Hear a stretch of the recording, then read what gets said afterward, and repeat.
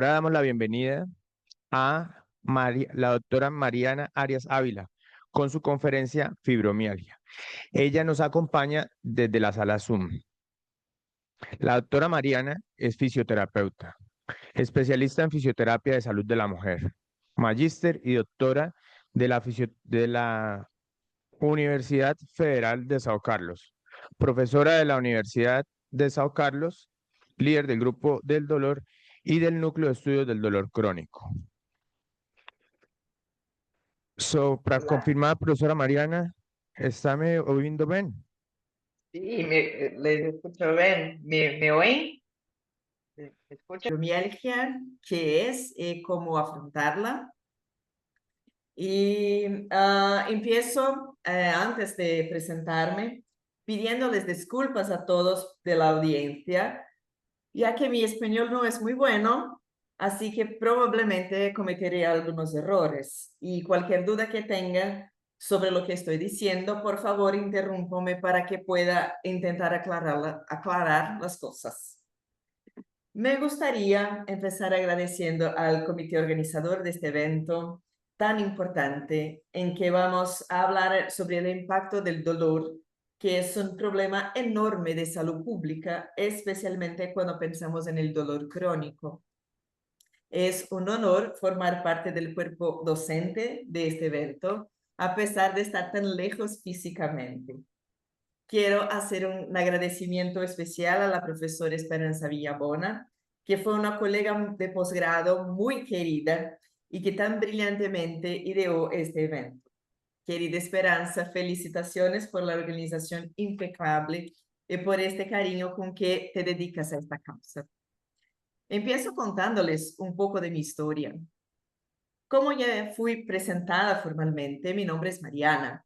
Soy profesora en el Departamento de Fisioterapia de la UFSCar y trabajo con fibromialgia desde mi doctorado en 2010.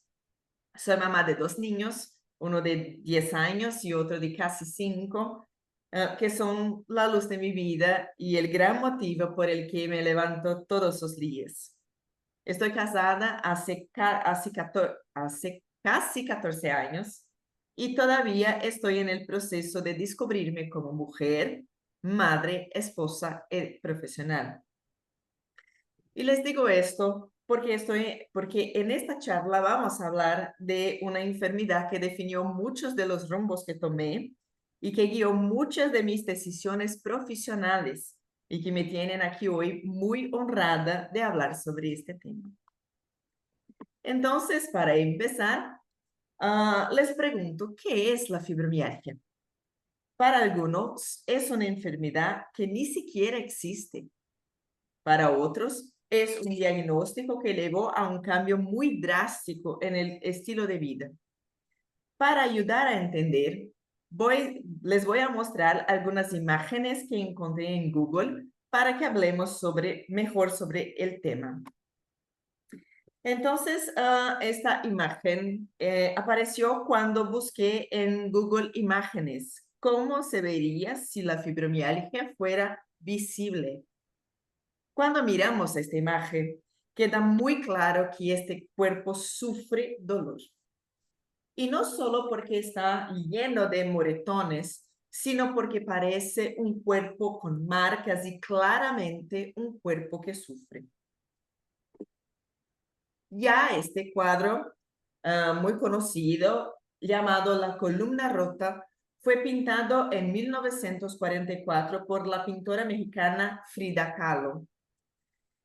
Frida se inspiró en su recuperación después de un grave accidente de tráfico que sufrió a los 18 años. Algunos puntos que llaman la atención cuando miramos este cuadro son, por ejemplo, la columna jónica que se queda en el lugar de la columna vertebral. Y esta columna jónica está agrietada y rota, simbolizando la fragilidad en su propio cuerpo. El corsé que Frida utiliza, Frida es representada con un corsé que ella realmente usaba, atando el tronco y sosteniendo el cuerpo, tal como los chalecos médicos que utilizaba en la época. Hay también muchos clavos que están en el cuerpo del artista representando los puntos de dolor que sentía. El paisaje árido, un paisaje seca, agrietado en el fondo, que evoca la soledad y el sufrimiento.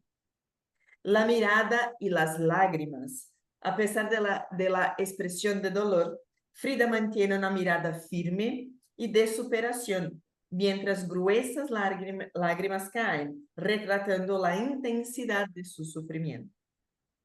Este cuadro podría fácilmente ser utilizado para describir el sufrimiento de personas con fibromialgia.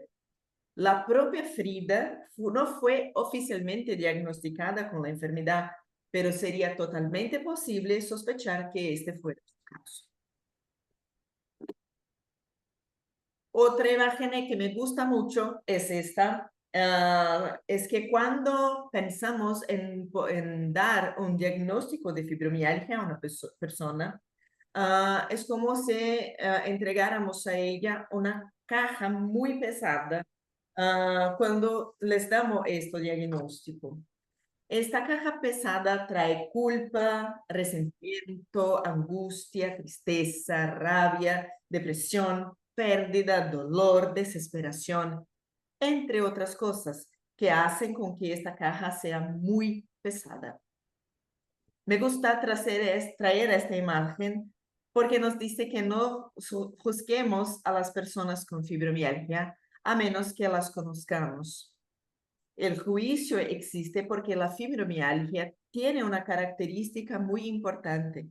No aparece en los exámenes de imágenes, entonces es muy difícil para las personas que tienen la enfermedad poder probar que están sufriendo. Un ejemplo de esto es Lady Gaga, que canceló un concierto en Brasil hace algunos años debido a una crisis de dolor relacionada con la fibromialgia, lo que hizo que muchos de sus fans se enfadaran bastante. Y quien la ve jamás se imaginaría que tiene una enfermedad esta, ¿verdad?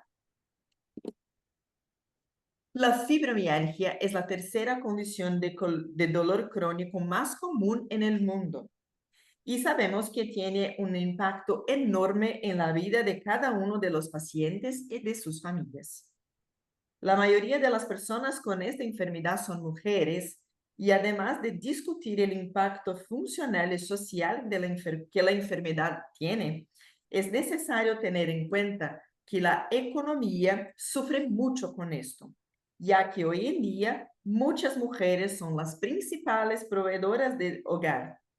Si necesitan ausentarse o incluso si pierden sus empleos, esto genera una disminución de los ingresos familiares. Además, las personas con fibromialgia necesitan adaptaciones en sus puestos de trabajo, lo que ni siempre es posible, generando así un aumento de las tasas de jubilación anticipada y también de ausentismo, que ocurre cuando un trabajador falta en su trabajo por problemas de salud, y presentismo, que ocurre cuando el trabajador va al trabajo, pero tiene una disminución en su rendimiento. Entonces, cuando vemos una enfermedad, cuando vemos esta enfermedad, necesitamos entender la magnitud del impacto que genera para quien la tiene y para las personas que viven con ellos. Bueno, ¿y cuáles son las características clínicas de la fibromialgia? Tenemos, por ejemplo, el dolor difuso, un dolor que a menudo tiene una característica de caminar, es decir, a veces está peor en el hombro, a veces en la rodilla, a veces en la columna. Y esta es la principal característica de la fibromialgia. Además, las personas presentan hipersensibilidad a olores, luz, sonido, productos químicos, entre otros. Alteraciones de sueño, en especial el sueño no reparador y la insomnia, y la fatiga crónica, tanto física cuanto mental. Otros síntomas también son muy comunes en las personas con fibromialgia y a menudo interfieren en la identificación de la enfermedad como por ejemplo el síndrome del intestino irritable, migraña, vulvodynia, rigidez matutina, ansiedad, depresión, entre otros. Por lo tanto, es necesario que veamos a nuestros pacientes con fibromialgia con mucho cuidado para no olvidar investigar otros síntomas, además de los síntomas más importantes del dolor crónico difuso, alteraciones de sueño y fatiga. Otro punto fundamental que necesita una mirada profunda y cuidadosa son los síntomas relacionados con la salud mental. Sabemos que las personas con fibromialgia tienen 10 veces más probabilidad de morir por suicidio que la población general. Y cuanto antes se identifique esto, más rápido podremos intervenir para tratar de evitar este desenlace tan triste. Las personas con fibromialgia también pueden presentar características que nos hagan pensar en el síndrome de estrés postraumático, y esto parece ser más común en pacientes más jóvenes que están hospitalizados para un tratamiento de salud relacionado con la fibromialgia. Por lo tanto, los temas relacionados con la salud mental siempre deben ser vistos, rastreados, y el mejor tratamiento debe ser dado, especialmente cuando pensamos que esta enfermedad necesita de un cuidado interprofesional. Otro punto importante se refiere al fenómeno que llamamos fibrofog, que es descrito por los pacientes como si su cabeza estuviera envuelta en una niebla y los pensamientos y decisiones se ven perjudicados en su velocidad. Una descripción interesante para el fibrofog es como si las personas estuvieran tratando de caminar a una velocidad normal, pero debajo de una piscina. Entonces todo es más lento y requiere mucha más energía. Este fenómeno contribuye mucho a la fatiga mental que se observa en estos pacientes. Y todo esto puede tener relación con un fenómeno llamado sensibilización central, que Esperanza ha abordado muy bien. Este fenómeno es un fenómeno que parece dejar nuestro sistema nervioso central, compuesto por el cerebro y la médula, más sensible a diferentes estímulos como sonidos, olores, dolor, luces, incluso algunos componentes químicos. Y cuando pensamos en la sensibilización central, parece que estamos viendo las principales características de la fibromialgia, como alteraciones de sueño, el sueño no reparador, la fatiga, la dificultad de concentración, hipersensibilidad a olor, a calor, a frío, algunas dificultades psicológicas como pánico, ansiedad, depresión y otras condiciones como vejiga hiperactiva, trastorno de estrés postraumático, entre otras.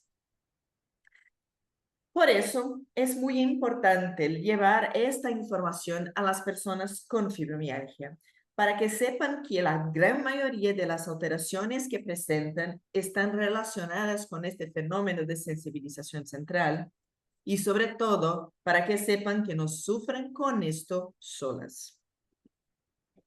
Y ahora, ¿cómo hacemos para diagnosticar? Hay algunas herramientas que pueden ayudarnos con esta investigación, especialmente porque el diagnóstico de la enfermedad es puramente clínico, ya que no hay alteraciones en los exámenes de imagen o de sangre que puedan justificar los síntomas que los pacientes reportan. Una de estas herramientas es el FIRST,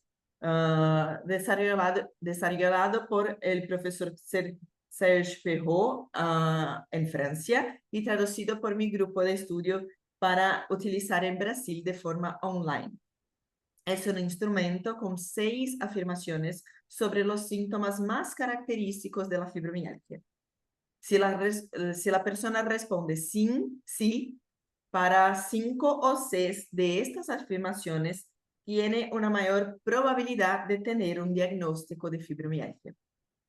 Es importante resaltar que, como el propio nombre de la herramienta dice, es una herramienta de cribado, de rastreo, es decir, no será una herramienta que dará un diagnóstico definitivo sobre si es o no fibromialgia. Sin embargo, por ser de fácil uso y rápida de responder, puede ayudar mucho a los servicios de atención primaria de la salud, ayudando a detectar a estos pacientes para remitirlos a sectores o niveles de atención que estén más calificados para atender las demandas de cada paciente. Una vez que ya tengamos una mayor sospecha, necesitamos confirmar el diagnóstico que muchas veces estas personas ya recibieron y otras tantas veces aún no lo recibieron. Esta confirmación puede realizarse a través de la aplicación de los criterios diagnósticos de fibromialgia publicados por el Colegio Americano de Reumatología en su primera versión en 1990 y con su versión más actual en 2016. En esta versión más actual tenemos dos índices. El índice de dolor generalizado, vamos a llamarlo WPI por sus siglas en inglés, en que tenemos 19 partes del cuerpo en un diagrama y la persona necesita indicar en cuántas partes del cuerpo siente dolor. Para ser considerada una persona como una persona con fibromialgia, estas regiones del dolor deben estar dispersas en al menos 4 de las 5 regiones del cuerpo: miembros superiores, miembros inferiores y tronco.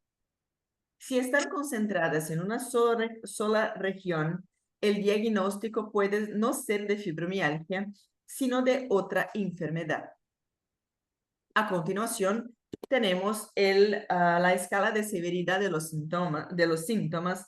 La sigla en inglés es SSS, que considera la fatiga, el sueño no reparador y la dificultad de memoria con puntuaciones de 0 a 3. Además de considerar un punto para cada uno de los síntomas de dolor de cabeza, dolor o cólico en la región inferior del abdomen y depresión o tristeza. Luego, necesitamos sumar las puntuaciones tanto del WPI cuanto del SSS y verificar. Si el WPI es mayor o igual a 7 y la SSS es mayor o igual a 5, tenemos un diagnóstico confirmado de fibromialgia. Si el WPI está entre 4 y 6 y la SSS es mayor o igual a 9, entonces tenemos también una confirmación del diagnóstico de fibromialgia. Algo importante de mencionar es que el diagnóstico de fibromialgia puede ocurrir junto con otra enfermedad. Es decir, puede existir la fibromialgia secundaria a una enfermedad o la fibromialgia ser considerada una comorbilidad.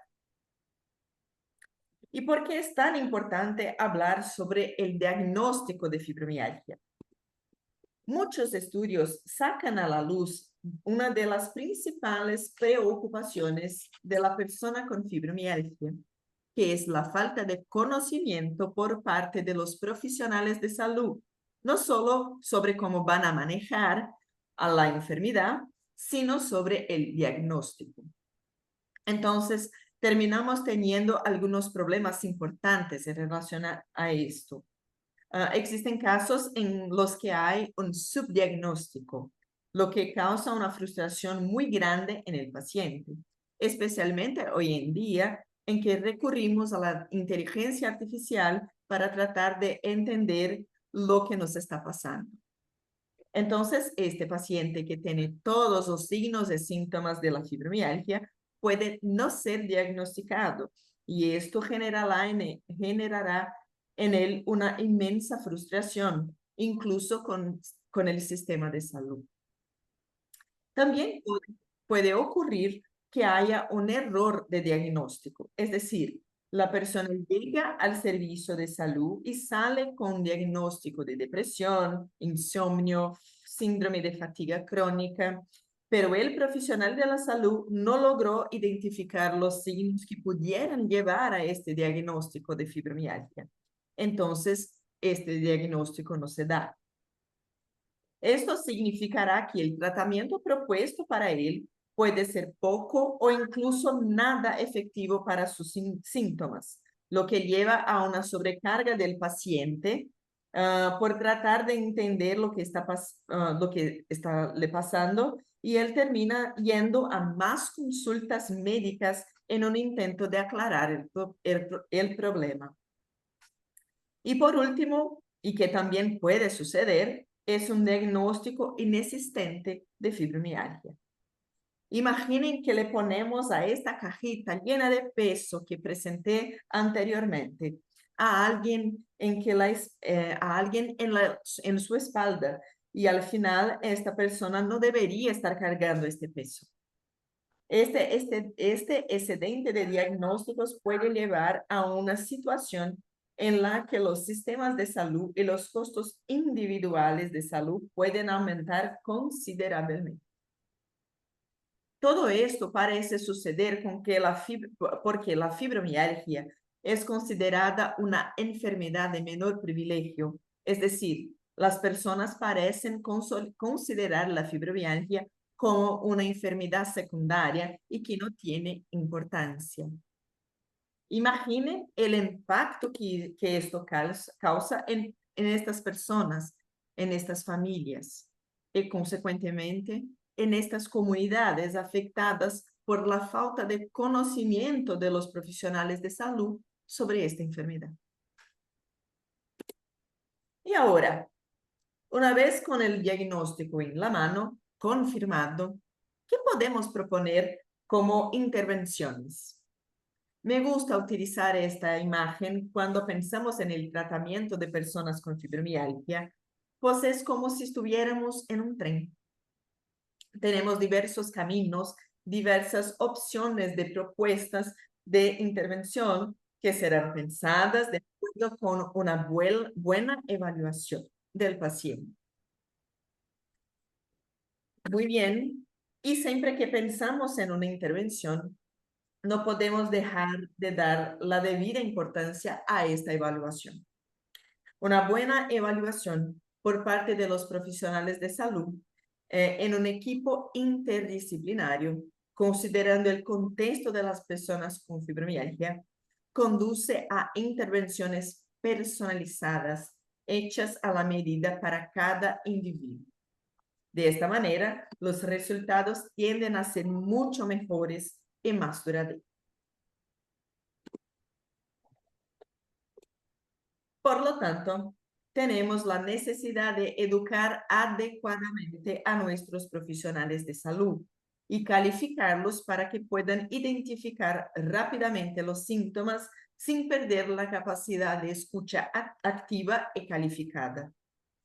Este rápido reconocimiento de los signos y síntomas colabora no solo con una agilidad para el tratamiento adecuado para ser recibido, sino que también ayuda en la formación de una alianza terapéutica, es decir, que se creen lazos entre el profesional de la salud y la persona con fibromialgia. Específicamente, en el caso del fisioterapeuta, un enfoque amable y acogedor puede ser un gran diferencial para estas personas, que a menudo tardan mucho en llegar a un profesional de la salud que sepa acoger a la enfermedad. Una vez que estemos en un equipo interdisciplinario, necesitamos tener en cuenta que los objetivos de nuestras intervenciones deberán ser disminuir el dolor, disminuir la influencia de los síntomas asociados, mejorar la función y la calidad de vida. Idealmente, el tratamiento de la fibromialgia es farmacológico y no farmacológico. Sin embargo, todavía tenemos resultados muy limitados. Esto parece suceder porque en parte debido a dificultad de convertir a este paciente en el principal actor de su tratamiento, en parte por la dificultad de reconocimiento de la enfermedad por los profesionales de salud e incluso por la sociedad. Esto puede llevar a una dificultad para realizar el proceso de educación sobre el dolor que sea realmente adecuado, que pueda empoderar a este paciente para entender lo que él mismo puede hacer por sí mismo, especialmente en los momentos de crisis de dolor. Y aquí les dejo un consejo. Vamos a empezar a enseñar a los pacientes sobre la enfermedad, que pueden esperar de ella y que nosotros como profesionales de salud podemos esperar de estos pacientes. En general, tenemos un flujograma con poca variación. Siempre la primera línea de tratamiento debe contener educación del paciente, intervenciones psicoterapéuticas, algunos fármacos y mejora del acondicionamiento físico del paciente. En caso de que sea necesario, se pueden considerar terapias alternativas y complementarias a estos 4 puntos. Si no hay éxito en el tratamiento a lo largo del tiempo, se puede considerar modificar el fármaco utilizado o incluso insertar algunas modalidades como por ejemplo la neuromodulación no invasiva. Sin embargo, debe quedar claro que siempre se espera que el paciente esté realizando actividad física para ganar y mantener su acondicionamiento físico y que tenga un acompañamiento nutricional, psicoterapéutico y médico, especialmente para los ajustes de dosis o medicamentos que sean necesarios. La Alianza Europea de Asociaciones de Reumatología, EULAR, recomienda que la primera línea de tratamiento sea la educación del paciente asociada a terapias no farmacológicas. Cabe destacar el papel de la fisioterapia en la evaluación del dolor y de la función y en la propuesta de estas intervenciones no farmacológicas. Y lo que se sabe es que la única intervención no farmacológica que tiene un alto grado de recomendación y de evidencia es el ejercicio. Entonces, necesitamos como profesionales de salud sensibilizar a las personas con fibromialgia para que entiendan que ejercitarse es fundamental para su bienestar. La Sociedad Brasileña de Reumatología clasifica los ejercicios musculoesqueléticos con un grado B de recomendación y los ejercicios aeróbicos de intensidad moderada con un grado de recomendación C y un nivel de evidencia 2B. Esto significa que hay evidencia y que son recomendados juntamente con los medicamentos, los fármacos. Y pensando en la fisioterapia, en específico, porque cuestiones de ejercicios terapéuticos, tenemos la posibilidad de que los ejercicios se realicen en suelo o en el agua.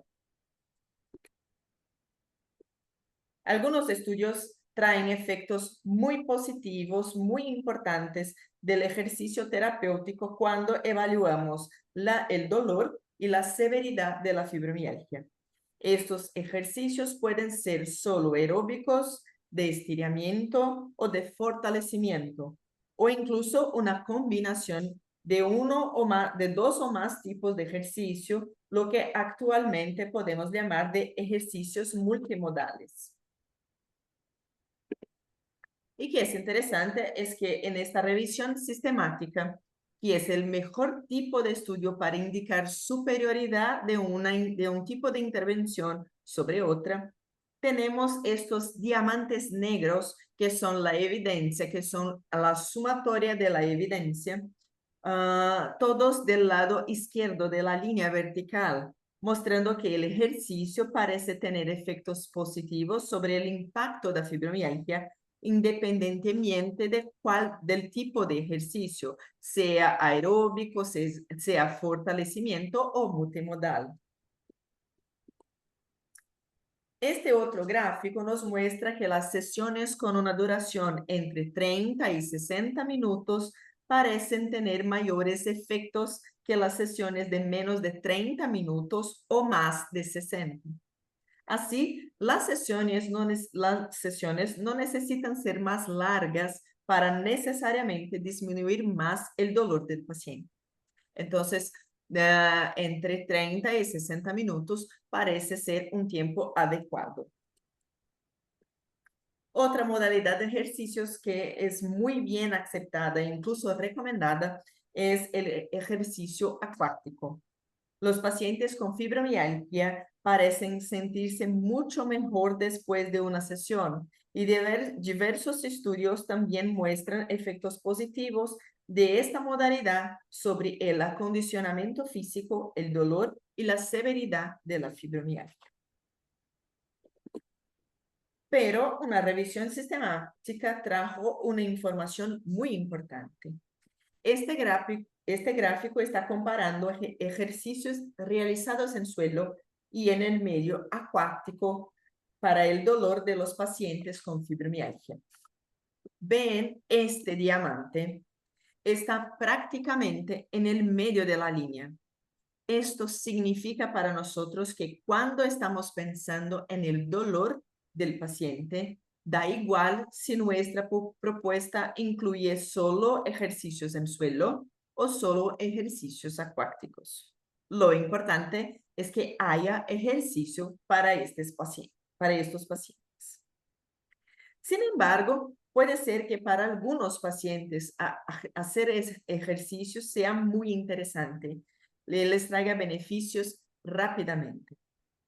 Para otros, ejercicio parece ser una palabra aterradora. Un estudio escuchó a personas con fibromialgia y los principales relatos de ella decían que existe una falta de conocimiento sobre la enfermedad por parte de los profesionales de salud y eso los deja muy inseguros cuando reciben cualquier intervención propuesta, pues los pacientes tienen dificultad para confiar en esos profesionales. Otro punto que estos pacientes mencionaron fue que existe un sentimiento de pérdida del sentido de quién soy yo. Es decir, la persona ya no se reconoce como era antes de la enfermedad y eso perjudica sus relaciones sociales porque las personas a su alrededor no parecen lograr entender a los pacientes y a menudo terminan exigiéndoles actitudes y comportamientos que eran comunes al paciente antes del diagnóstico, pero que ahora ya no lo son. Y por último, esta pérdida del sentido de quién soy yo lleva a estos pacientes a no tener tanto entusiasmo para realizar actividades físicas, es decir, ya no saben quiénes son, no saben más lo que les gusta y ni siquiera si son capaces de realizar las actividades físicas que hacían antes del diagnóstico. En estos casos, ¿qué podemos hacer? Una opción puede ser pensar en una secuencia de diferentes modalidades de ejercicio, intentando observar en cuál de ellas el paciente se sintió mejor o relató estar más confiado o más cómodo para hacer. Pero a veces estos pacientes llegan a nuestras clínicas con dolores muy grandes, muy intensos, y esto puede dificultar la ejecución de los ejercicios. Entonces, podemos utilizar algunos recursos fisioterapéuticos con el objetivo de ayudar a disminuir el dolor para que el paciente pueda realizar los ejercicios. Este estudio mostró que la estimulación eléctrica nerviosa transcutánea, la terapia de campo electromagnético, la terapia con láser de baja potencia y la terapia térmica fueran utilizadas con el objetivo de disminuir el dolor de los pacientes, y solo el láser no presentó resultados mejores do que el grupo control. De esta forma, pensando en el dolor del paciente, podemos considerar el uso de algunos recursos, tanto durante la realización de los ejercicios como después. Incluso podemos recomendar el uso de algunos recursos como la termoterapia para el domicilio, ayudando en el proceso de relajación y consecuentemente en la mejora del dolor del paciente. Ya sea un ejercicio al aire libre, aeróbico, de estiramiento, relajación o en la piscina, lo más importante es pensar que estos pacientes necesitan a una mirada atenta y una propuesta de intervención que sea adecuada a sus expectativas y capacidades. Pero atención. Proponer que los pacientes hagan los ejercicios a cualquier costo puede ser un problema.